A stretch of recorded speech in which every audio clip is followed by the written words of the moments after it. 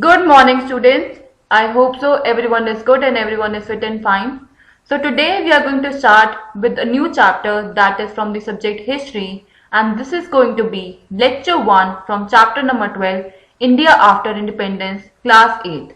So, before this chapter, we have studied about the making of the national movement from 1870s till 1947, where India got its freedom. After a long and a difficult freedom struggle, India attained her independence from British rule in 1947. But this independence came with the partition of the country. A new state of Pakistan was created with portions of Western and Eastern India, and after independence, a constitution was framed with new states were formed and they were planning for the development of the country at that point of time. So in this particular chapter, we are going to study what are basic scenario that happen after independence and what are the major struggles that India have to deal with after their independence. So these are the things that we are going to study in this chapter. So today, the topic that we will be covering are going to be the first topic that we are going to be covering is a new and divided nation. So basically after 1947, when India became independent, so due to partition, there were many refugees, like you have to come into other country from what was now Pakistan, and basic problems was that there was princely states was that each was ruled by a Maharaja or a Nawab. So after the getting their independence, what was the struggle that they have done and how basically they have made a new and divided nation. Then we are going to study about the topic a constitution is written.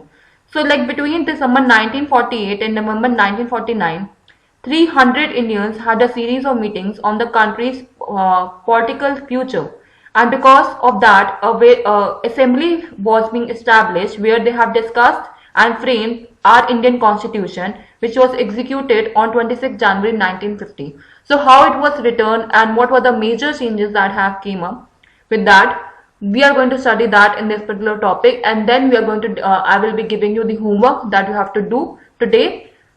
So these are the things that we will be discussing today. So everyone, please be ready with your books, with your notebooks and one pen in your hand. So basically we can start with the lecture now. So I am starting with the lecture. The first topic that we are going to study today is a new and divided nation. So when India became independent in August 1947, it faced series of great challenges. So as I just told you that after we have got our independence on August 1947, we have faced a lot of challenges. Like as a result of partition, there were 8 million refugees who had to come into the country from what was now Pakistan. So basically there were a lot of refugees that have come out into a country which was at that point of time they were known in Pakistan. Now these people had to be found homes and jobs. So in our country, all these people, we have to like consider them a part of our country only, and all these people have to find their new homes and they have to find their new jobs in our country. Then there was the problem of the princely states, and almost 500 of them each ruled by a Maharaja or a Nawab. So after that, there were different kind of states that was being established from a very long period of time in our country, which were princely state. Basically, they were Raja Maharaja who was being established in different part of the regions in our country, and almost 500 of them each ruled by a Maharaja or a Nawab in their own particular regions. So each of whom had to be persuaded to join the new nation. So every particular Maharaja or Nawab, whoever they were basically ruling or princely stating the particular region, they have to basically pursue with the independence agency only, or with the independence of a country only, with the new nation. So the problems of the refugees of the princely states had to be addressed immediately. So basically all these people who have come from a different nation, from a different country to this particular country, they have the government have to take proper initiative for that they get their new homes properly and new jobs properly. And for those who basically princely state, basically all these Maharajas and Nawabs had to be like given a proper and they have to adopt the new kind of policies which they have to establish in the new nation.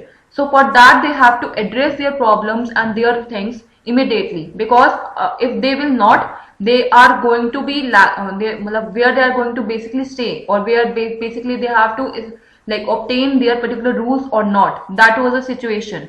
So in the longer term, the new nation had to adopt a political system that would best serve the hopes and expectations of its population. So basically, the main agenda that the people were having here is that in the long term, the new nation had to adopt a political system. Like they have to follow a certain system which is equal for each and every individual, and which can basically fulfill all the expectation of the population that is being staying in India. So that was their main agenda. Now, India's population in 1947 was very large, because a lot of refugees have also come into our country. So because of that also, India's population in 1947 was very large, and almost 345 million people was there, like in India at that point of time in 1947, and it was also divided. So basically it was also divided into different categories. So what was those categories? Like there were divisions between the high caste society, then there were low caste people, and between of that there were majority of Hindu community and the Indians who practice other faiths. So basically there were different communities that have been made up, like Hindu community, Muslim community, Parsis, Christians, Tamilians, and all these. So they have formulated their own kind of communities who basically they practice their own faith with. So there were a lot of division that happened after that, basically through the caste system, that high caste and low caste, and with the communities that have been formulated there, like between the majority Hindu community and the Indians who practice other faiths as well. Now the citizens of this vast land spoke many different languages. So basically the citizens who were basically who were living in the different regions of our country, in the different land area, they spoke different languages, and they wore many different kind of dresses, they ate different kind of food, and they practiced different professions as well. So how could they be made to live together in one nation state? So that was one of the things that currently also we are in a different kind of region that we stay in. We speak different languages, we wore different kind of dresses, and we have like our own taste in food, and we practice different professions as well. So at that point of time, they were thinking this only, that everyone is following their own language and they are having their own lifestyle. So how if all these people are going to be living together in one particular nation or state? So that was the major question that was arising again and again in the mind of the government at that point of time. So to the problem of unity was added the problem of development.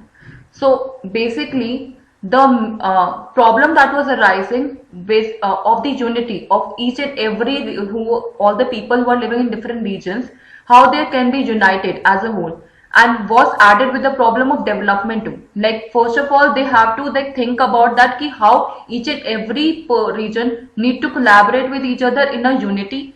And another problem that was adding about that the country need to develop, they had to like develop in a lot of variations, so that our country should like compete with other countries as well. So that was the problem that was arising in front of the government. And at independence, the vast majority of Indians lived in the villages.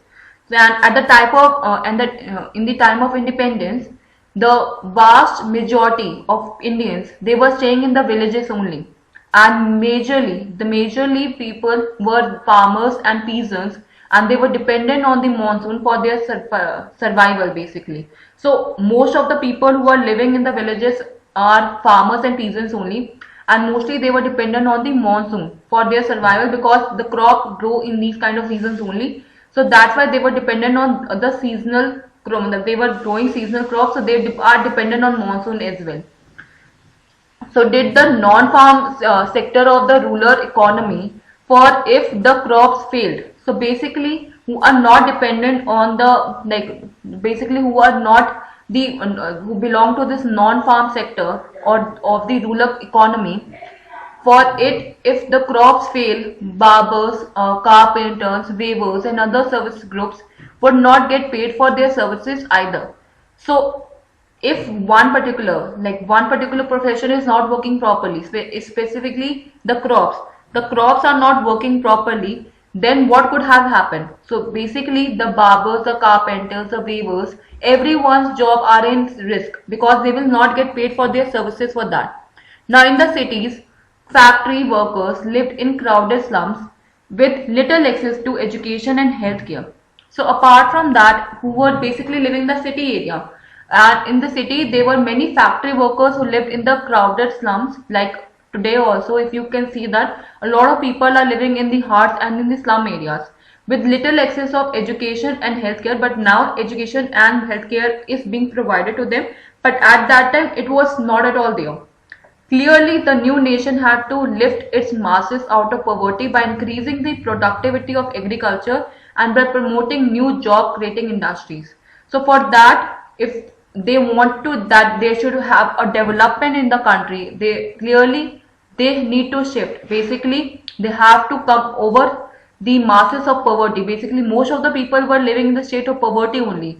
So they have to shift that particular people to an above level where they can increase the productivity of agriculture and by promoting new job creating industries as well.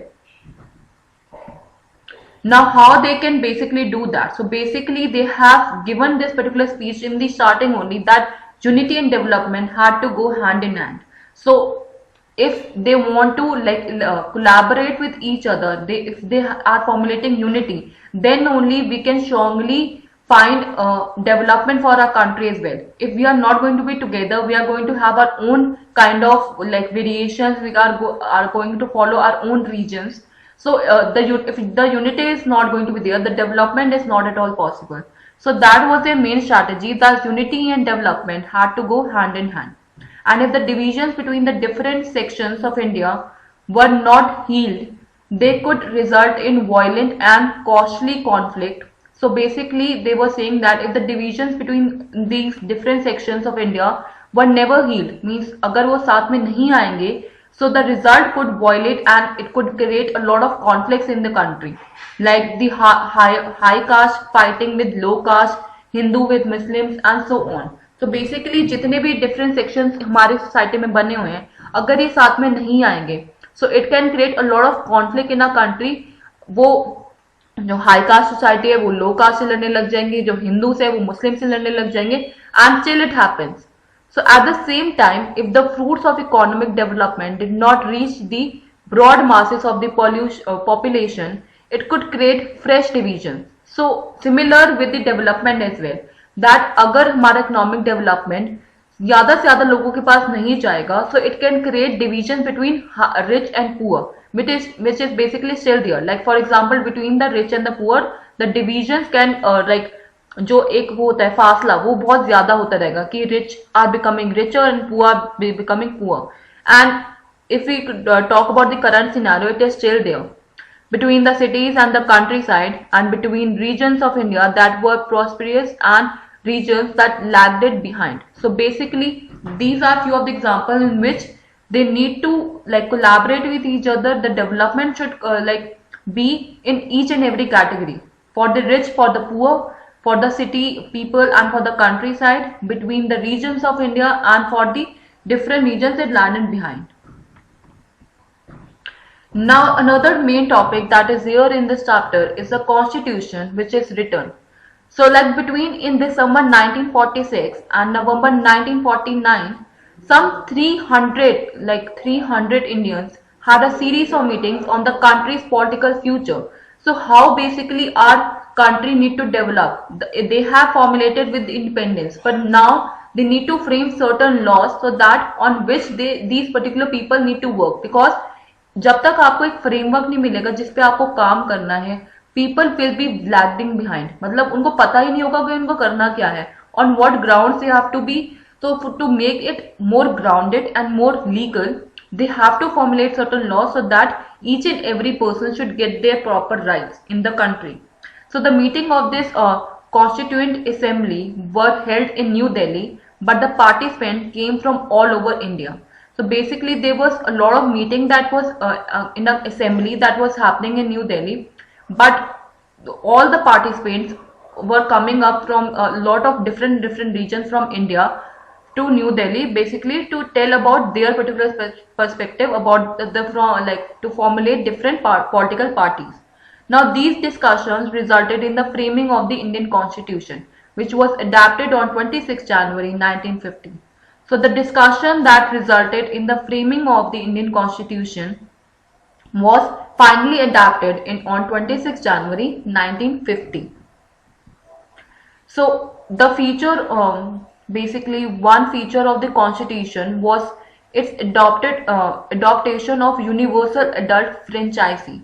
So one of the most famous feature of the constitution was that they adopted the universal adult franchisee, which means that all Indians above the age of 21 would be allowed to vote in state and nation elections. So before that, मतलब जो election की मतलब जो voting की permission दी गई थी was the legal age was 21. Now it is 18, but earlier it was 21 only. So this universal adult franchisee that have been introduced in the constitution have clarified that the all Indians above the age of 21 would be allowed to vote in state and nation elections. Now this was a revolutionary shift, for never before had Indians been allowed to choose their own leaders here. So basically, before the independence, not even a single Indian were allowed to choose their own leaders. But now, because of this revolutionary shift, they can choose their own leaders as well. Like in other countries such as United Kingdom and the United States, this right had been granted in stages. Like in India, we work in a different party system. Like one party, there is basically multi-party system we work on. But in UK and US, they work on two-party system. And because of that only, this right has been granted in different kind of stages. Like first, only men of property had to vote, and then men who were educated were also added on. So basically the stages that the United States and United Kingdom were taking in consideration in voting system was that जो men हैं, basically first only the men of property, they had the right to vote, and after that who are educated, the men who are educated also can add on to that. Now the working class men got the vote only after a long struggle. So basically who were in the working class, like the middle class men, got the vote only after a very long struggle, and finally after a bitter struggle of their own, American and British women were granted the vote. So उसके बाद बहुत ज़्यादा struggle के बाद there was a bitter struggle of their own communities. Americans and Britishers जो women थी, they were granted the voting right as well. And on the other hand, soon after independence, India chose to grant this right to all its citizens, regardless of gender, class, or education. So basically here we were in the upper hand, because after independence only, India chose to grant this particular right to all the citizens, regardless of whichever gender they belong to, class they belong to, or education they belong to. So they have given this particular right. But in UK and US, they were struggling a lot basically for the right of vote also. Now, a second feature of the constitution was that it guaranteed equality before the law to all citizens. So that this you have studied a long back also about basic rights of the constitution, that it guaranteed equality before the law to all citizens. Like regardless of their caste which they belong to, whichever religion they belong to, whichever gender they belong to, the constitution has granted equality before each and everything.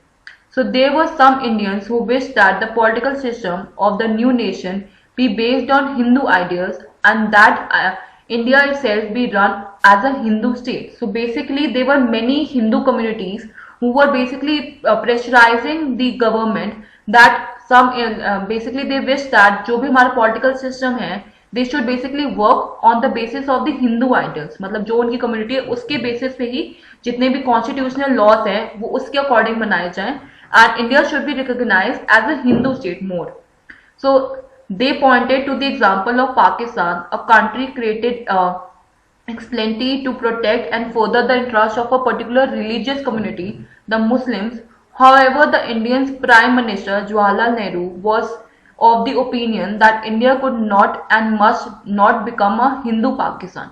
So basically, they were pointing the example that Pakistan is a kind of a country who is basically protecting their own interest of a country. Like उन्होंने एक religious community बना ली थी अपनी country में कि उनको सिर्फ Muslims को ही सारे rights देने हैं. So उनकी country को सिर्फ Muslims ही rule करती हैं. वहाँ पे Indians का कोई role नहीं है basically. But however in India, जो प्राइम मिनिस्टर थे हमारे Jawaharlal Nehru, he have basically उन्होंने अपना ओपिनियन यही दिया था that you don't want to make another country known for Hindu and Pakistan. You want to consider each and every individual equally.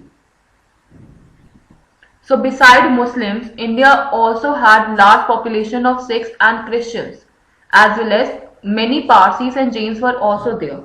So basically, beside Muslims, India also had a large population of Sikhs and Christians, as well as Parsis and Jains. Under the new constitution, they would have the same rights as Hindus and the same opportunities when it came to seeking jobs in government or the private sector. The same rights before the laws have been given to them. So apart from the Muslim community, India also had large population of different communities. That Sikhs were there, Christians were there, as well as many Parsis and Jains were also there.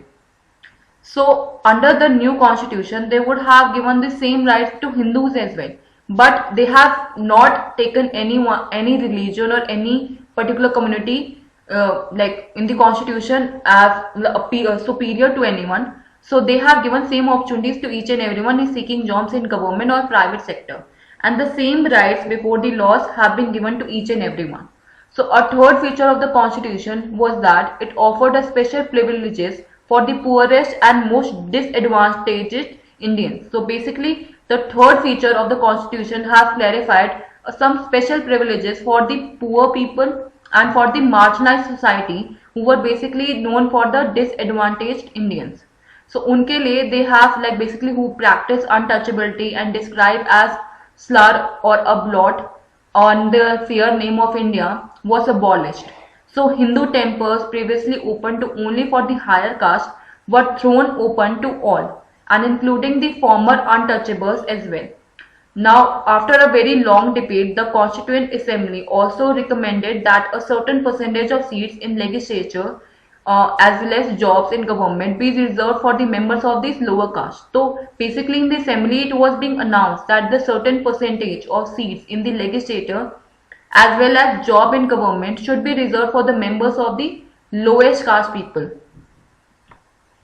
Now it has been urged by some that untouchable, or as they were now known for Harijans, candidate did not have good enough grades to get into the prestigious Indian administrative services. So basically जिनको जो पिछड़ी जाति के थे, जिनको दलित बोला जाता था, या फिर जिनको Harijans, they are known for Harijans as well. So basically these kind of candidates do not have good knowledge about anything. So they were not good enough, they were not having good enough grades to get into the prestigious Indian administrative services. But as one member of the Constituent Assembly, H.J. Khandekar, he has basically urged that the upper caste who were responsible for the Harijans being unfit today. So उसमें जो basically there was one Harijan who was basically a part of this assembly, that was H.J. Khandekar. He had basically urged that the upper caste society should be responsible for these Harijans as well, that say that they are unfit for the administrative services. So addressing this more privileged colleagues, Khandekar said that we were suppressed for thousands of years. You engaged us in your service to serve your own ends and suppressed us to such an extent that neither our minds nor our bodies and not even our hearts work, nor we are able to march forward. So basically this was a kind of a debate that was happening there कि वो they are not good enough, उनके पास proper knowledge नहीं है, they are not having good grades, how they can get these privileged jobs. So there was one person who have taken stand for that, and उन्होंने इस चीज के बारे में stand लिया, and they have addressed this particular thing in his particular speech that आपने हमें इतने हजारों सालों से सप्रेस ही किया है. You have engaged in services जिसमें आपका फायदा हुआ है. You have suppressed us to such a level जहाँ पे हमारी माइंड वर्क नहीं करता, हमारी बॉडी वर्क नहीं करती, not even our heart is working, and we are not able to march forward, जिसकी वजह से So along with the former untouchables, the Adivasis or scheduled tribes were also guaranteed reservation in seats and jobs as well. Like the scheduled caste, these Indians too had been deprived and discriminated against.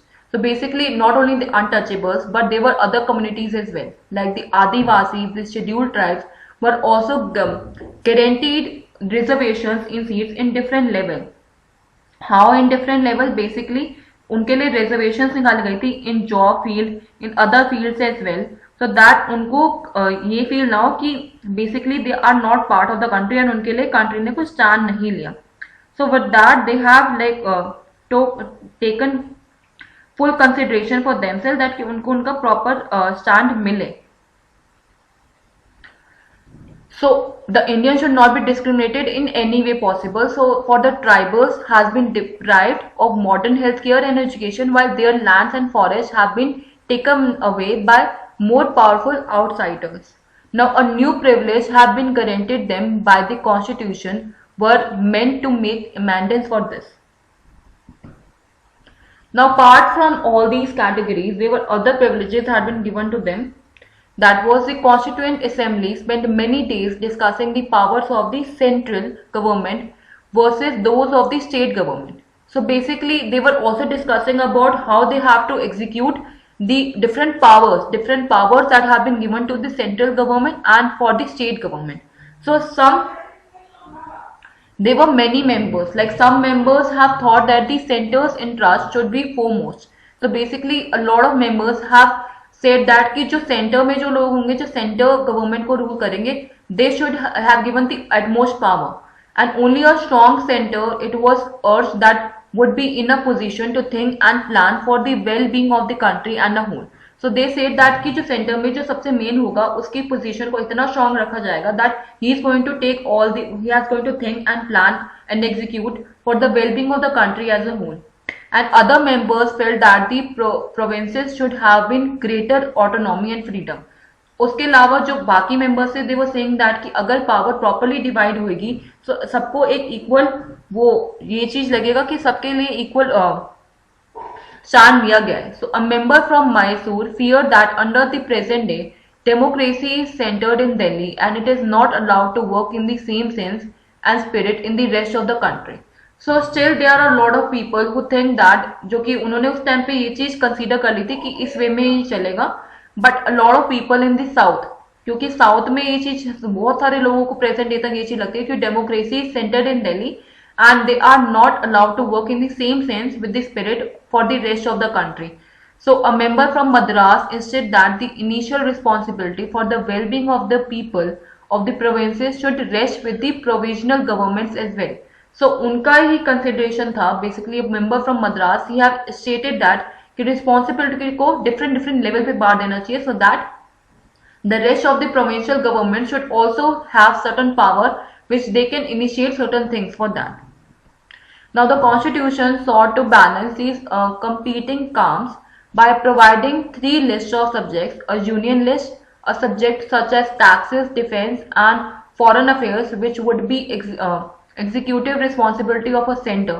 सो इस चीज को basically different इसको balance करने के लिए they have divided the list of subject basically कौन सी particular जो जैसे सेंटर गवर्नमेंट है स्टेट गवर्नमेंट है अदर है वो किस चीजों पे वर्क करेंगे. सो जो बेसिकली सेंटर गवर्नमेंट वर्क करने वाली थी यूनियन लिस्ट जो थी बेसिकली दे सेंटर जो डिसीजंस लेगी वो लेगी टैक्सेस के ऊपर डिफेंस के ऊपर foreign affairs and would be executive responsible of the centre. अब स्टेट लिस्ट ऑफ सब्जेक्ट में they were going to take the decision for the such as education and health which would be taken care of principally by the states only. And a concurrent list was also introduced under which would come subjects such as forest and agriculture in which the center and the state would have joint responsibility with them. Another major debate in the Constituent Assembly concurred about the language. So many members believed that the English language should leave India with the British rulers only. So there were a lot of members who were saying that अगर britisher चले गए तो English language को भी हमें अपने India से निकाल देना चाहिए. इट्स प्लेस दे अर्ज that should be taken Hindi. तो उन्होंने सोचा कि हिंदी को हमें अपनी ऑफिशियल लैंग्वेज इंट्रोड्यूस कर देनी चाहिए. However those who did not speak Hindi were of a different opinion. Like speaking in the assembly TT Krishna Krishnamacharya conveyed this particular thing, a warning on behalf of people of the South that some of whom threatened to separate from India if Hindi was imposed on them. So basically उन्होंने एक warning के वे में from the people of the जो south में रहते हैं उनकी side से बोल दिया था, उन्होंने थ्रेटन किया था बेसिकली कि अगर आपने हिंदी को ऑफिशियल लैंग्वेज बना दी तो we are going to have a separate nation for ourselves. So a compromise was being finally arrived by, namely that while Hindi would be the official language of India, English would be used in the courts and the services and the communication between one state and another. Many Indians contributed to the framing of the constitution. So basically after that, this official news have been arrived that Hindi would be the official language of India. English would be used in the courts and in the services in the communication between one state and another, and many Indians contributing to the framing of the constitution could be used but perhaps the most important role was played by Dr. B.R. Ambedkar here, who was the chairman of drafting committee and under whom the supervision of document was basically finalized. In his final speech of the Constitutional Assembly, Dr. Ambedkar pointed out that political democracy had to be accompanied by economic and social democracy only. Giving the right to vote would not automatically lead to the removal of other inequalities such as between rich and poor or between upper and lower caste. But with the new constitution, he said that India was going to enter into a life of contradictions. And in politics, we will have equality, and in social and economic life, we will have inequality. But in politics, we'll be recognizing the principle of one man, one vote and one value. And in our social and economic life, we shall be, by reasons of our own social and economic structure, continue to deny the principle of one man, one value. So in the final speech of Constitutional Assembly, doctor B R Ambedkar ने ये चीज बिल्कुल clear कर दी थी कि जो हमारे जो पॉलिटिकल डेमोक्रेसी है, it should be company with not only politically but economic or social development भी होना चाहिए by giving the right to vote to each and every individual, which can remove inequality from our country between rich and poor, between upper and lower caste. And with this new constitution, India was going to enter into a life of contradictions. Contradiction means different kind of stages in which it is going to be working on. Like in politics, we will have equality, and in social and economic life, we will have inequality. That should be recognized in our social and economic life, and by the reasons of social economic structures continue to deny the principle of one man, one value. So these are the homework questions that you have to do as homework. Basically, the 4 questions that you have to do. First question is, who killed Mahatma Gandhi and why? That is one of the questions that you should know. And question number 2, what were the features of the Constitution of India? Question number 3, what were the problems of development added to the problems of unity at independence? And question number 4, although many Indians contributed to the framing of Constitution, perhaps it is said that the most important role was played by Dr. B.R. Ambedkar. Explain how. So these are your homework questions that you have to do. If you find any difficulty in today's lecture, please let me know in the online class. We'll discuss all your queries there. That's it for today's lecture. Please let me know the details later on. Okay, thank you so much for listening to this class, and please take care of yourself.